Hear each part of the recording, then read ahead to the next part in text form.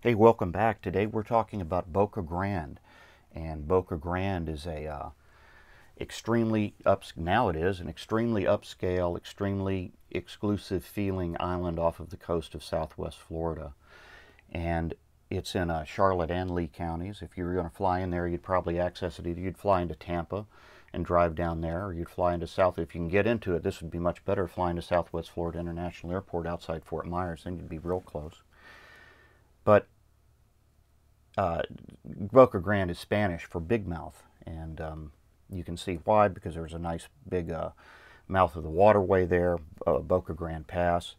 The Boca Grande was originally developed by phosphate operators, and the railroads brought them down to the very tip where they would take phosphate that was mined in the Bone Valley of Florida, which is inland somewhat, and they would take it to there and put it on cargo vessels, and it would go all over the world. And that stopped in the 70s. But what also happened that was really interesting is back in the glory days, back in the railroad days, what happened is you have this phosphate port, and you've got this remote island, kind of like Key West in a way. You've got this seemingly remote island that's served by a railway. And the great thing about railways is not only can they move cargo, they can move people. So what happened is this railway started bringing really rich people down from up north in the early 19 teens. So like from 1910 to roughly 1927 or 28 or whenever the crash was, um, lots of rich folks got brought down, and they built the Gasparilla Inn and they built the Boca Grande Inn and places for super rich people to stay. So, and these super rich people ended up staying in a lot of cases, and the company that had the phosphate said, "Wow, we're going to make a lot more money off of this land selling it to rich people than we are doing phosphate." So they started to build a town, built a beautiful town, put in streets, road, absolutely from scratch, and made a usable little town. And then the rich people started building really monstrous houses, and would still come down and stay, and it still happens to this day. So that's a big part of the history of Boca Grande. It's absolutely charming. There's nothing really like it. No matter who you are, you still have to pay a toll to get to your house. Can you imagine? It was all built by a private company, and they're like, "We're paying for this stuff. You're going to have to pay to use it," and that's just the way that it is. So, if you want free access, this is not the place for you. But I got to tell you, it turns once you pass those gates where you pay $3 or $5 or whatever it is, it turns into a different world. And if that's what you're into, you might want to check it out, because it's a rarefied place where things are still relatively quiet and the wealth is not ostentatious, and you can be downtown and shopping in a little clothing store, and you're going to see a celebrity, or you're going to see a famous politician shopping alongside of you, and it's all cool because it's Boca Grande, and if you're there, you don't need to show off anymore.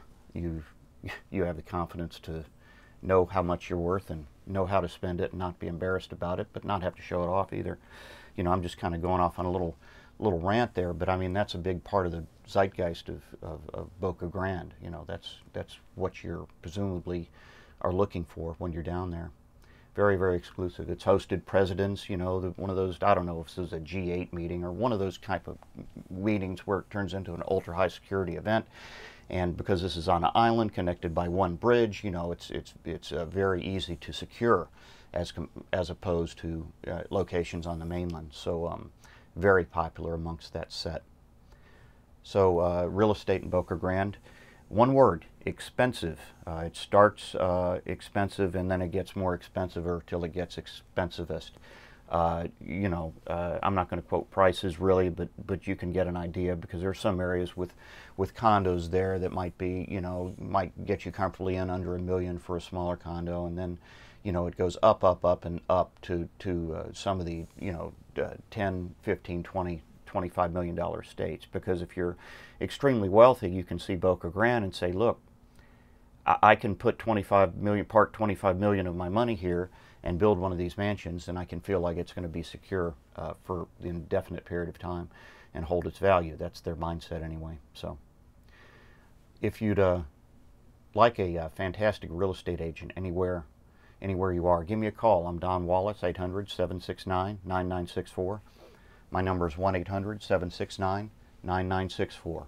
I'm an independent referral agent. I just do referrals. And the great thing is that since I'm not the agent who's going to be showing you around and opening the lockbox, but rather I'm the guy who's going to tell you who the best guy or girl is to do that, that allows me to be objective and impartial, and that's a huge advantage to you. Or you can just pick some agent off of a website somewhere and call it a day, and you know, what could go wrong with that? But I'm going to explain to you why I chose these one or two people as who I thought would be a fantastic match for what you're trying to accomplish.